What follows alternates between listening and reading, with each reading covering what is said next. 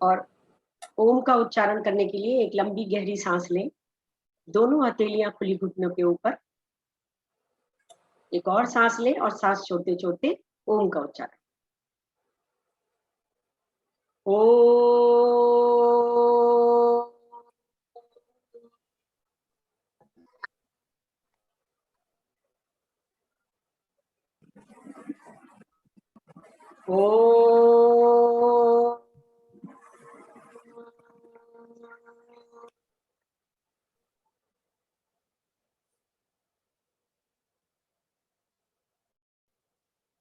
ओ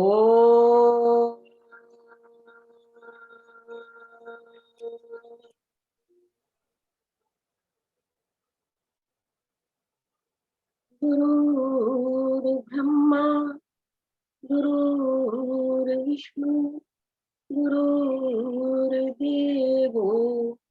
महेश्वरा गुरुर्साक्षात् परम ब्रह्म तस्मै श्री गुरुवे नमः।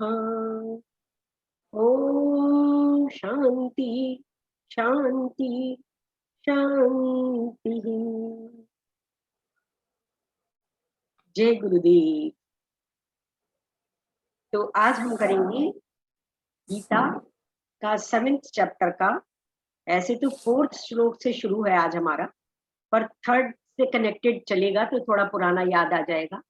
हम अपरा शक्ति और पराशक्ति की बात कर रहे थे। अपरा के बारे में हमने कुछ जाना था पिछली बार कि जो हमारी कर्मेंद्रियां हैं, ज्ञानेंद्रियां हैं, मन बुद्धि अहंकार है, ये अपरा शक्ति है कृष्ण की। कृष्ण की 2 शक्तियां हैं, अपरा और परा, और जीवनी शक्ति है परा।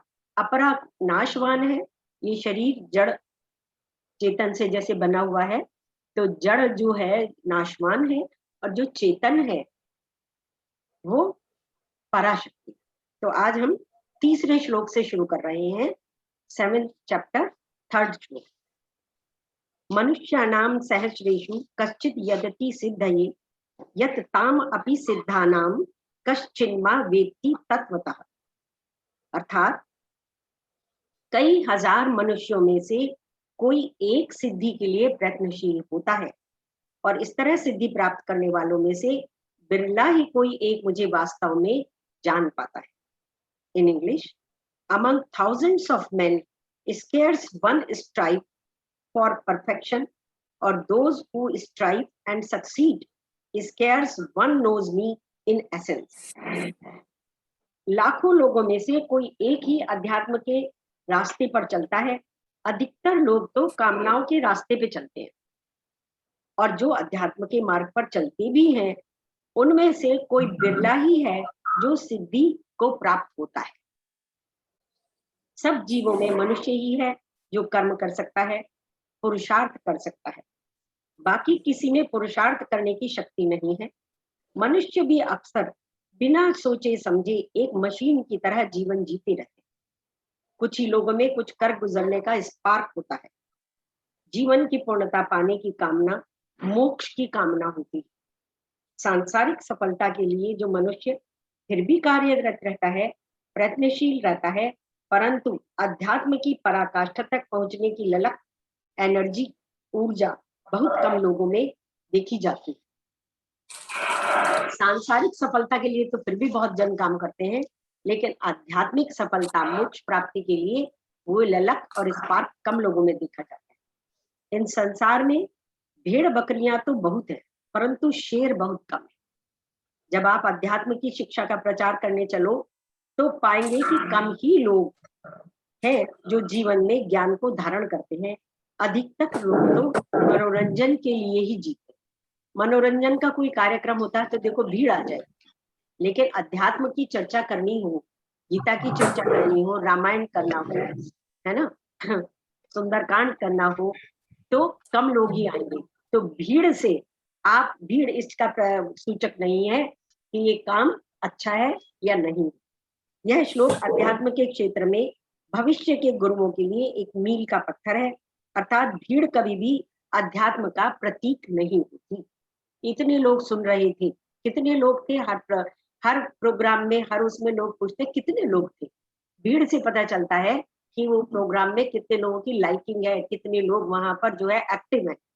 लेकिन अध्यात्म के मार्ग में भीड़ का प्रभाव, भीड़ प्रतीक नहीं है कि अध्यात्म का मार्ग इतना अलग, उसपे कम लोग आते। भूमिरापो अनलो वायु खम मनो बुद्धिरेव च अहंकारम इति यमने भिन्ना प्रकृतिरष्ट था। पृथ्वी, जल, अग्नि, वायु, आकाश, मन, बुद्धि तथा अहंकार, ये 8 प्रकार से विभक्त मेरी भिन्ना अपरा प्रवृत्तियां हैं। प्रकृति होती है ना, जैसे हम नेचर कहते हैं, ये कृष्णा की ये 8 प्रकार से विभक्त भिन्ना अपरा प्रकृति है। Earth, water, fire, air, space, mind, intellect and also ego, such is the 8-fold division of my prakriti. इस संसार में सबसे स्थूल पृथ्वी, जिसका हम 5 इंद्रियों से अनुभव कर सकते हैं। हमारा शरीर 5 तत्वों से बना है, तो उसमें पृथ्वी भी आती है। तो पृथ्वी को हम 5 इंद्रियों से छू भी सकते हैं, देख भी सकते हैं और महसूस भी कर सकते हैं, स्पर्श भी कर सकते हैं। पृथ्वी में रस, गंध, स्पर्श, दृश्य, शब्द का 5 इंद्रियों से अनुभव किया जाता है। पृथ्वी से सूक्ष्म है जल, यह रस, स्पर्श, शब्द तथा दृश्य से अनुभव किया जा सकता है। अग्नि को स्पर्श, दृश्य और शब्द के माध्यम से अनुभव किया जा सकता है। 3 इंद्रियों से अग्नि को जाना जा सकता है। वायु का शब्द तथा स्पर्श 2 इंद्रियों से आभास होता है तथा आकाश का आभास मात्र शब्द से ही होता है। आकाश दृश्य, शब्द, रस, गंध से ऊपर है। जहां स्पेस है वहीं आवाज जाती है। अगर बिल्कुल कमरा आपका लॉक्ड है, एयर टाइट है, तो अंदर कितना भी कोई चिल्लाता रहे, बाहर आवाज नहीं आती।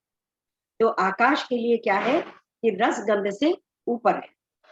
हमारा तन इन्हीं 5 महाभूतों से बना है, परंतु मन, बुद्धि और अहंकार ये हमारे पंचभूतों का सूक्ष्म रूप है। स्थूल अगर पेड़ है तो सूक्ष्म उसका बीज। स्थूल अगर मकान यानी जो हमारा रहने का घर है, तो सूक्ष्म मकान का डिजाइन है। सूक्ष्म से ही स्थूल का प्रारंभ होता है। सूक्ष्म में आलस्य तो शरीर आलसी हो जाएगा।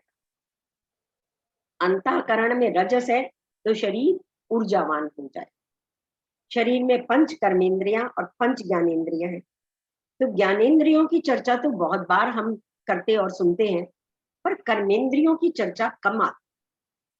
तो मैंने खास तौर से कर्मेंद्रियों को ढूंढ कर यहाँ पर लिखा है कि ज्ञानेंद्रियां तो वी ऑल नो, आंख, नाक, कान, त्वचा, है ना, जिह्वा, ये सब हमारी ज्ञानेंद्रियां। लेकिन कर्मेंद्रियां कौन कौन सी हैं? वाणी, हाथ, पैर, उपस और वायु। उपस से जहां से हम मलमूत्र त्याग करते हैं उसको उपस कहते हैं, और वायु जहां से मल का त्याग करते हैं। ये कम ही पढ़ने में जानकारी में आती है। इन 10 इंद्रियों के अतिरिक्त मन, बुद्धि और अहंकार है। मन से अलग बुद्धि जो विचार विमर्श करती है, तर्क वितर्क करती है। ये शरीर, मन, बुद्धि मेरे हैं, ये मेरे है, यही अहंकार है। शरीर, मन, बुद्धि और अहंकार प्रभु नहीं, ये आत्मा की निम्न प्रकृति है। इसे कहा है अपरा प्रकृति। निम्न प्रकृति है आत्मा की। अपरा प्रकृति से श्रेष्ठ परा प्रकृति के विषय में कृष्ण जी श्लोक नंबर 5 में बता रहे हैं। श्लोक नंबर 5,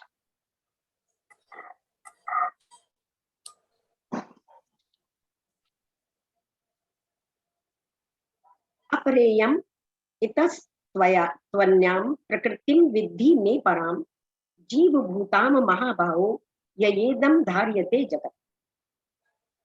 हे महाबाहो अर्जुन, इनके अतिरिक्त मेरी एक अन्य पराशक्ति है जो उन जीवों से युक्त है जो इस भौतिक अपरा प्रकृति के साधनों का विदोहन कर रहे हैं। In English, this is the lower but different from it, O Mahabaho, know my higher prakriti nature, the life element by which this universe is supported. जिससे कि ये सारा यूनिवर्स चलता है, वो जीवनी शक्ति, पराशक्ति।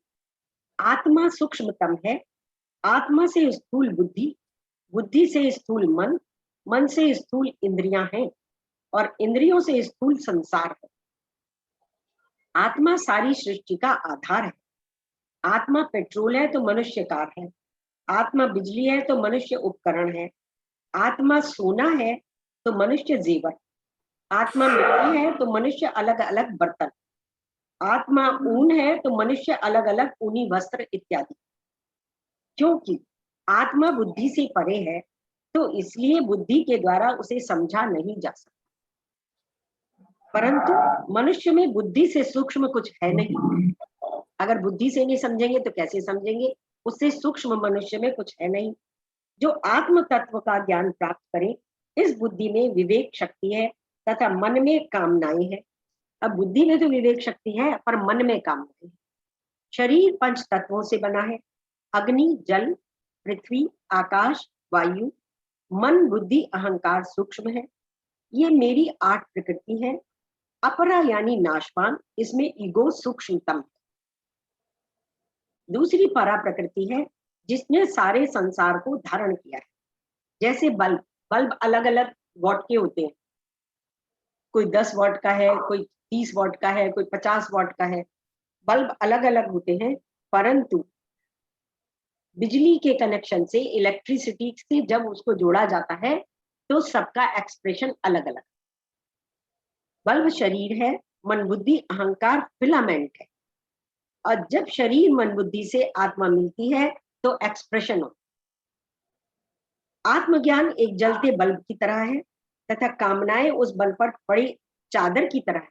जितनी भी हमारी कामनाएं हैं, इच्छाएं हैं, उससे समझिए कि जो बल्ब है वो कवर्ड है। जितनी कामना अधिक उतना अंधेरा। जैसे जैसे आप चादरों का आवरण बल्ब के ऊपर से हटाते जाएंगे वैसे वैसे रोशनी नजर आती जाएगी।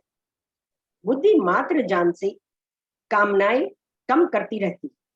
बुद्धि मात्र ज्ञान से, जब ज्ञान आ जाता है तो बुद्धि ज्ञान के द्वारा इन कामनाओं को कम करती रहती है। नॉलेज में आने के बाद आत्मा तो स्वयं भू है, अपने आप प्रकट हो ही जाता है।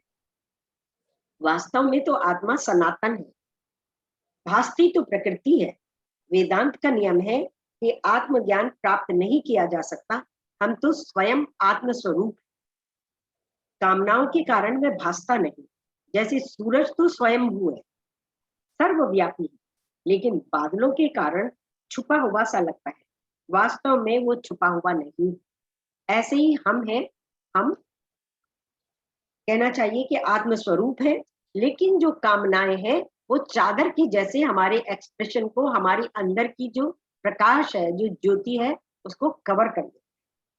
इस श्लोक में कृष्ण जी ने जीवभूत शब्द का प्रयोग कर यह समझाने की कोशिश की है कि वास्तव में मनुष्य जीव रूप नहीं है। जीव भासता है, जीव तो स्वतः साक्षात परमात्मा ही है। केवल तन, मन और बुद्धि तथा अहंकार रूपी प्रकृति के साथ संबंध जोड़ने से जीव बना हुआ दिखता है। जब हम मन, बुद्धि, अहंकार से संबंध जोड़ लेते हैं तो हम जीव बने हुए महसूस होते हैं। अदरवाइज हम आत्मस्वरूप ब्रह्म ही है। इसलिए जब तक ये भाव रहेगा कि मैं स्थूल, सूक्ष्म तथा कारण शरीर हूं, तब तक संसार परेशान करेगा ही। अब मैंने कुछ अपना एक्सपीरियंस लिखा है इस चीज को जो समझ में आया। जब टू मच काम आ पड़े, बहुत बार ऐसा हुआ आप जीवन में देखेंगे, जब टू मच काम आ पड़े और ये लगे हाय कैसे कर पाऊंगा, इतने ज्यादा काम आ गए और इतने मुश्किल काम आए कि मैं कैसे कर पाऊंगा या कर पाऊंगी, और ईश्वर का नाम लेके जब 100% से करने लग जाते हो तो आपने कई बार बड़े बड़े मुश्किल काम कर डाले होते हैं। कई बार तो वो मुश्किल और अनुमानित असंभव से कार्य जब हो जाते हैं तब आश्चर्यचकित रह जाते हैं। जब मन बुद्धि प्योर हो तो एक्सप्रेशन इज ब्राइट। जब मन बुद्धि में तो ऐसा लगता है कि उससे कनेक्ट हो गए, डिवाइन से, पराशक्ति से कनेक्ट हो गए और आपका एक्सप्रेशन ब्राइट। अरे कमाल है, क्या ये सब मैंने किया? महसूस हुआ जीवन में कितनी बार ये लगा कि अरे क्या ये मैंने किया? इम्पॉसिबल सा लगने वाला काम आप कर गुजरे। और फिर ईश्वर का, पराशक्ति का ध्यान आ जाता है कि मेरे अंदर उसी शक्ति ने ये कार्य करवाया है। ये शरीर निमित्त मात्र बना और उस सर्वशक्तिमान ने उसकी शक्ति और बुद्धि देकर वो काम इस शरीर से करवा दिया। इन मुश्किल, इम्पॉसिबल लगने वाले कार्यों को करने में कई बार समय भी ठहर जाता महसूस होता है। एक एक्सपीरियंस और शेयर करना चाहूंगी। जैसे एक शब्द है बरकत, कृपा। जब उसकी कृपा होती है तो थोड़े में भी बहुत बरकत होती है। आप उसका पैसे का जोड़ तोड़ का हिसाब नहीं लगा सकते। पाओगे इतने में इतनी ग्रेसफुल ये कार्यक्रम कैसे संपन्न हो गया, आश्चर्य। टाइम को ठहरते भी देखा है और इतना अधिक काम जैसे चुटकी बजाते संपन्न हो गया हो, ये भी देखा है। बस कोई भी कार्य उसे समर्पण करके अपने 100% से डूब कर करो तो वो कार्य स्वतः हो जाता है। आप आश्चर्यचकित हो जाते हो, आप केवल निमित्त मात्र बन जाते। 6th श्लोक। एतद् योनिनि भूतानि सर्वाणि इति उपधार्य अहं कृष्णस्य जगतः प्रभवः प्रलयस्तथा। सारे प्राणियों का उद्गम इन दोनों शक्तियों में है। इस जगत में जो कुछ भी भौतिक तथा आध्यात्मिक है उसकी उत्पत्ति तथा प्रलय मुझे ही जानो। कृष्णा कह रहे हैं मुझे ही जानो। जब हम ये बात करते हैं मैं, मेरा, मुझे, तो हम ये शरीर, मन, बुद्धि और अहंकार से बात कर रहे होते हैं। पर जब कृष्ण जब मैं, मुझे बात करते हैं तो ब्रह्मन बात कर रहे हैं, ईश्वरीय पराशक्ति। Know this to be the womb of all beings. I am the origin and dissolution of the whole universe. इस संपूर्ण सृष्टि का मैं ही ओरिजिन हूं और मैं ही उसकी प्रलय। कृष्ण भगवान श्लोक 4 में जड़ के विषय की चर्चा की। अपरा प्रकृति, पृथ्वी, जल, अग्नि, वायु, आकाश, मन, बुद्धि, अहंकार इनके सूक्ष्म रूप है। इन 5 तत्वों से शरीर बना है। ये कृष्णा की निम्न प्रकृति, जड़ प्रकृति अपरा है, नाशवान है। 5वें श्लोक में चेतन पर प्रकाश डाला कि सब प्राणियों में जीव चेतन कृष्ण की पराशक्ति है, जिसके कारण हम इस स्थूल शरीर से, पंचेंद्रियों से, 5 कर्मेंद्रियों से सब कार्य करते हैं। 6ठे श्लोक में जड़ और चेतन के संबंध बताए गए। आकाश सारे बादलों की योनि है, यानी सारे बादलों की उत्पत्ति आकाश में होती है। आकाश में रहते हैं तथा आकाश में ही विलीन हो जाते हैं। इसी प्रकार समस्त जगत का आधार आत्मा है। जगत परा और अपरा प्रकृति के संबंध से प्रतीत होता है। अपरा जड़ है और परा चेतन। अपरा तन, मन, बुद्धि है तथा परा आत्मा, अपरा लहरें और समुद्र परा समुद्र है। लहरें समुद्र से उठती हैं, उसमें रहती हैं और समुद्र में ही विलीन हो जाती। भगवान ब्रह्मा उत्पत्ति के स्रोत है, भगवान शिव प्रलय के प्रतीक तथा इन दोनों के बीच में जीवन अपने विष्णु रूप में लीला रचता। जो भी हम जीवन जी रहे हैं ये एक ड्रामा है, लीला जैसे। बचपन का प्रलय तो युवा की उत्पत्ति, हमारा बचपन गया तो हम युवा हो गए, युवा हो गए तो बचपन गया। जवानी का प्रलय तो वृद्धावस्था की उत्पत्ति। इस उत्पत्ति और विलय में जीव लीला खेलता रहता है। सबको इस लीला में थोड़ा सा ड्रामा, थोड़ा सा रहस्य, थोड़ा सा सुख, थोड़ा सा एक्शन, थोड़ा सा धोखा, थोड़ी सी कॉमेडी। परंतु एक दिन जैसे नाटक का पर्दा बंद होता है वैसे ही ये पर्दा भी गिर जाता है। ऐसे ही हम दुनिया से इस तरह की लीलाएं करते करते और कर्म करते करते चले जाते। मत्तः परतरम नान्या किंचित अस्ति धनंजय, मयि सर्वम इदम प्रोतम सूत्रे मणिगणा इव। हे धनंजय, मुझसे श्रेष्ठ कोई सत्य नहीं। अब इसमें यह है कि ये कृष्ण कह रहे हैं मुझसे श्रेष्ठ कोई सत्य नहीं है। ये शुरू में पढ़े या जो नए लोग सुनते हैं उनको लगता है कि बड़ा ईगो है, तो मैटर ऑफ फैक्ट यही है। इसलिए ये ईगो नहीं है। ईगो मन, बुद्धि, अहंकार की हम जिनमें जड़ पर अपरा शक्ति से जो बने हैं उनमें है। ईश्वर में नहीं। हे धनंजय, मुझसे श्रेष्ठ कोई सत्य नहीं है। जिस प्रकार मोती धागे में गुथे रहते हैं, उसी प्रकार सब कुछ मुझ पर ही आश्रित है।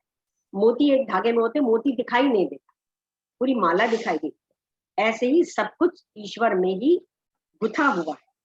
There is not higher than me, O Dhananjay, all this is strung and on me as rows of gems on a string. को जैसे पिराया हुआ है एक स्ट्रिंग।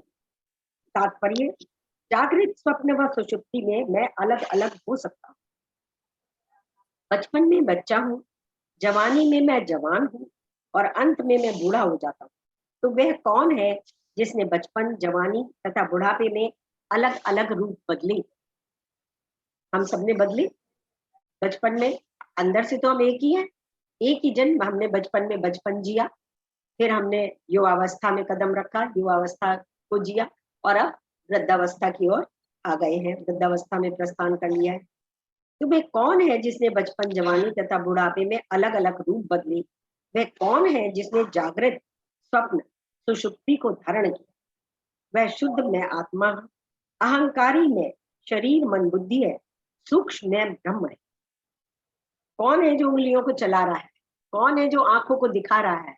कौन है जो भोजन करा रहा है, खा रहा है? कौन है जो पचा रहा? कौन है जो विचार दे रहा?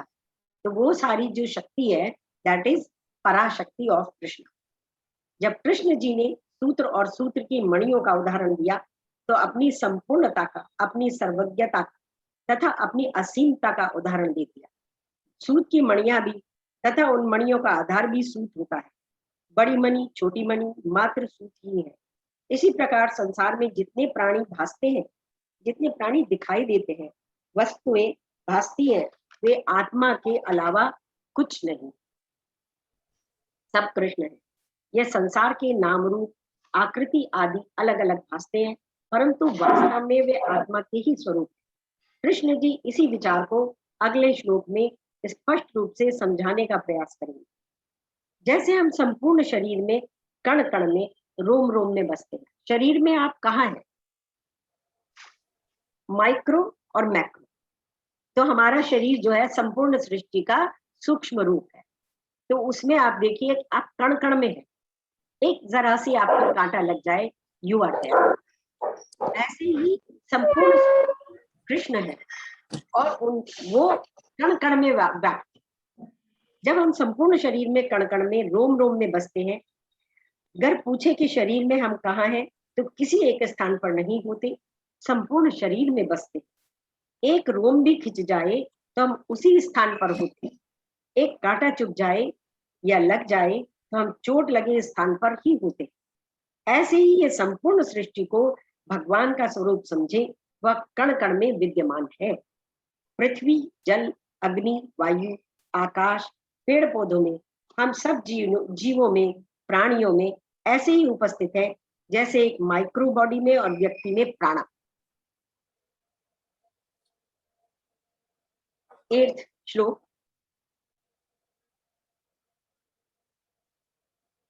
रसो अहम अप्सु कौन्तेय, प्रभास्मि शशि सूर्य, प्रणवः सर्ववेदेषु, शब्दः खे पौरुषम निषु।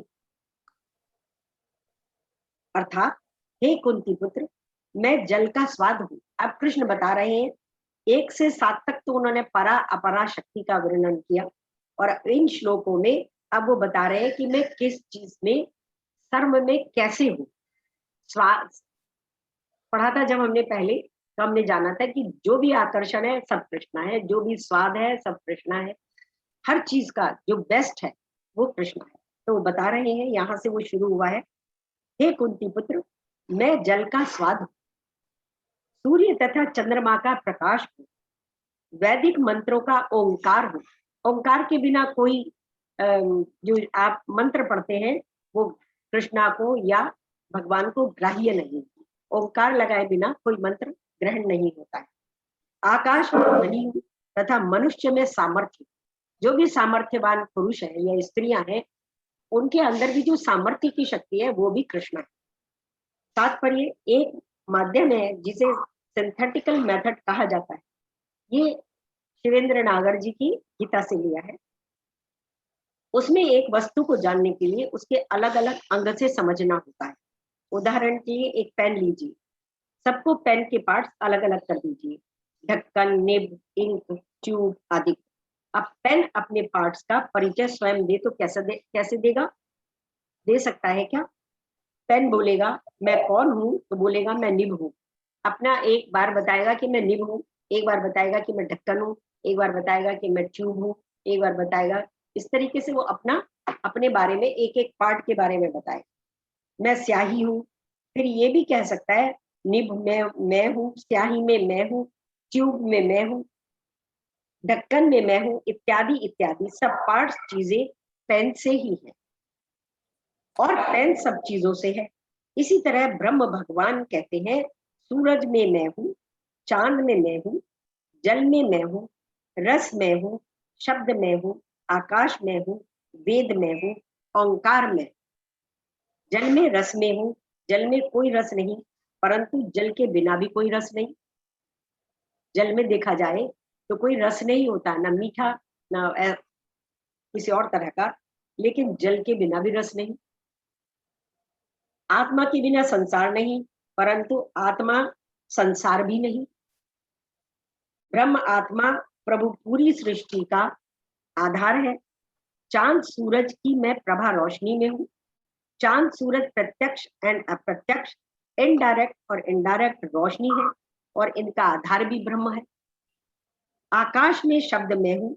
आकाश के माध्यम से आवाज प्रसारित होती है।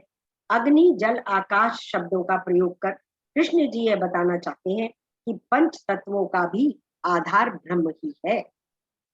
पुरुषों में पौरुष, अर्थात वही पुरुष श्रेष्ठ है जो पुरुषार्थ करता है। जो पुरुषार्थ छोड़कर भाग्य पर जीना शुरू करता है वह वास्तविक पुरुष नहीं। वेदों में प्रणय अर्थात ओम मैं ही हूँ। ओम बहुत ही प्रभावशाली मंत्र है। ओम का उच्चारण हर कार्य की शुरुआत में भी किया जाता है, अर्थात हर कार्य का प्रारंभ प्रभु के लिए, प्रभु के द्वारा, प्रभु में ही योग के लिए करना होता है। आज इतना ही।